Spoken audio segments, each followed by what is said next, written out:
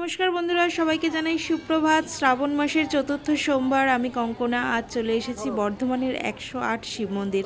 108 বলা হলেও এখানে কিন্তু আদতে 109টি শিব মন্দির আছে। মন্দিরে ঢুকতেই ডান হাতের প্রথম মন্দিরটিতে পুজোর নিয়ম মেনে, রীতিনীতি মেনে, ব্রাহ্মণ সহযোগে সুন্দর করে পুজো দেওয়ার সুব্যবস্থা রয়েছে। আর পুজোটা দেওয়ার পরে আমরা এখন চলে এসেছি 108টি মন্দিরে পরপর জল ঢালার উদ্দেশ্যে। বছর দুয়েক আগেও আমি এসেছিলাম, তখন কিন্তু এই সুন্দর করে নাম খোদাই ব্যাপারটা ছিল না। এখন প্রত্যেকটা মন্দিরের ওপরে শিব ঠাকুরের 108টি নাম সুন্দর করে খোদাই করা হয়েছে। খুব আনন্দ সহকারে পরিবারের সবাই মিলে মন্দিরের একদিক থেকে জল ঢালা আমরা শুরু করেছি। 108টি মন্দিরে জল ঢালবো সেই আশায়, সেই কামনা বাসনা নিয়ে আমরা শুরু করে দিয়েছি জল ঢালা। মন্দির প্রাঙ্গণে এই 10 ফুট বাই 10 ফুটের এই মন্দির 108টি রয়েছে মন্দির প্রাঙ্গণ ঘিরে। আর তার মাঝখানে রয়েছে দুটি সুবিশাল জলাশয়, বর্ষার কারণে যে দুটি একেবারে কানায় কানায় পরিপূর্ণ। তো সেখান থেকেই বারংবার বিভিন্ন ঘাট রয়েছে, সেখান থেকে জল তুলে আমরা যতটা পারছি একবারে 6টা 8টা করে মন্দির জল ঢেলে আবার জল তুলে এইভাবেই জল ঢালার পর্ব আমাদের চলছিল। যেহেতু আমাদের পৌঁছতে অনেকটা দেরি হয়েছিল, অর্থাৎ বিকেলবেলার দিকটায়, এই সময় এসে কিন্তু আরও বেশি ভালো লাগছিল। এই দেখুন, এই মন্দিরটার নাম কৃপানাথ। কত সুন্দর নামটা। আর মন্দিরের ভেতরে ঠিক এরকম বিগ্রহ, একই রকম বিগ্রহ প্রত্যেকটি মন্দিরেই কিন্তু রয়েছে। একটি মন্দিরে জল ঢেলে ঢেলে আমরা এক পা করে এগিয়ে যাচ্ছি 108টি মন্দির সম্পূর্ণ করব এই রকম মনস্কামনা নিয়ে। তো হর হর মহাদেব, তিনি শক্তি জুগিয়ে যাচ্ছেন। আর আমরা খুব আনন্দ সহকারে একটি মন্দিরে জল ঢেলে ঢেলে এইভাবে একটা দিক কিন্তু আমরা পরিপূর্ণ করলাম।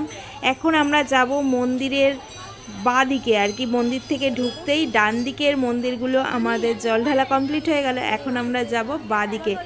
এই দিকে ঠিক যতগুলো মন্দির আছে 50-51টা মতন, ঠিক সেরকমই মন্দির কিন্তু ওদিকেও রয়েছে। আর সামনের দিকটাতেই রয়েছে 4 থেকে 5টি মন্দির, টোটাল 109টি মন্দির আর কি।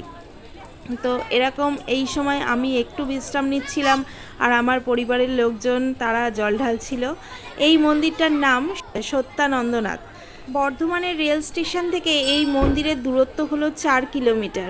বর্ধমান রেল স্টেশনে নেমে অটো বা টোটো যে কোনো কিছুতেই কিন্তু 10-20 টাকার বিনিময়ে এই মন্দিরে সুন্দর করে পৌঁছে যাওয়া যায়।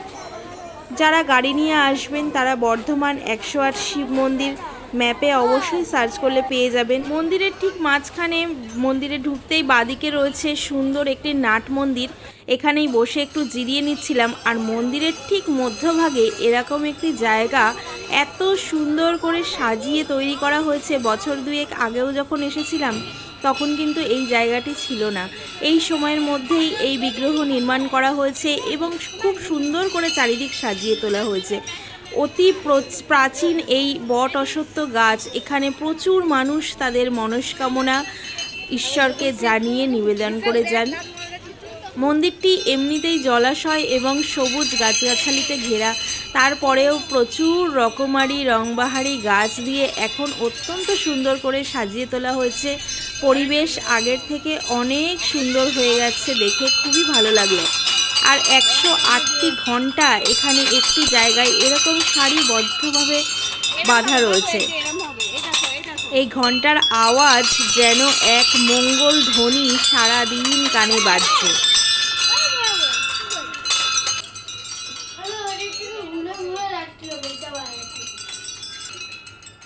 পরিবারের সবাই মিলে আমরা এই ঘন্টা এইভাবে ঠিক বাজাচ্ছিলাম।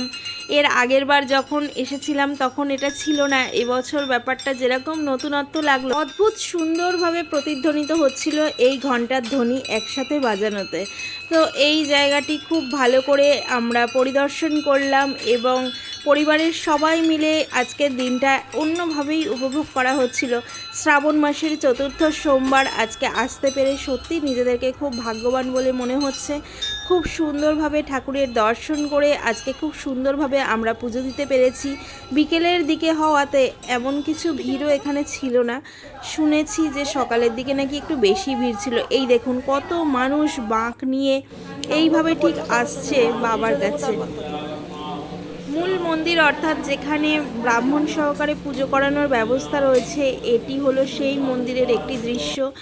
আর যেহেতু শ্রাবণ মাসের চতুর্থ সোমবার, বারবার বলছি একটু ভিড় আছে, সেই কারণে ভেতরের অংশ ভিডিও করা সেরকমভাবে সম্ভব হয়নি। বাইরের অংশটা ঠিক এরকম সুন্দরভাবে ধূপকাঠি মোমবাতি বসানোর ব্যবস্থা করে দেওয়া হয়েছে। বাইরে থেকে সুন্দরভাবে এরকমভাবে ধূপকাঠি মোমবাতি জ্বালিয়ে আরতি করে এখানে বসিয়ে দেওয়া যায়।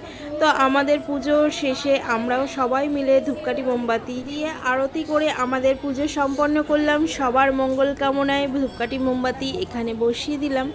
আমাদের পুজো দেওয়া মোটামুটি হয়ে গেছে। এখন এখান থেকে আমাদের বেরিয়ে যাওয়ার পালা।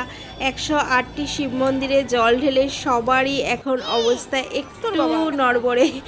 একদম আমরা যখন ঢুকেছিলাম একদম দুপুর সময়, আর এখন কিন্তু একেবারেই সন্ধে হতে চললো। মন্দির থেকে বেরিয়ে আসলাম, বাইরে কিন্তু এখনও প্রচুর ভক্তদের ভিড়, যারা দূর দূরান্ত থেকে এইভাবে বাঁক নিয়ে আসছে সকলের মঙ্গল কামনায়। এর থেকেই এখনও হিন্দু ধর্মের, সনাতন ধর্মের একটি কথা মনে পড়ে, ভক্তিতেই মুক্তি।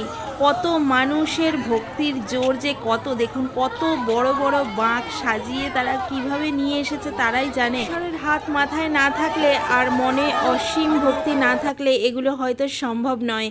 এত অপূর্ব সন্ধেবেলা যখন আমরা মন্দির ছেড়ে বেরিয়ে গেলাম, এই অপূর্ব বাঁক সাজানোর দৃশ্য আমরা দেখতে পেলাম। তারা এত অপূর্বভাবে বাঁক সাজিয়ে নিয়ে চলে এসেছে এই বর্ধমানের 108 বাবার মন্দিরে।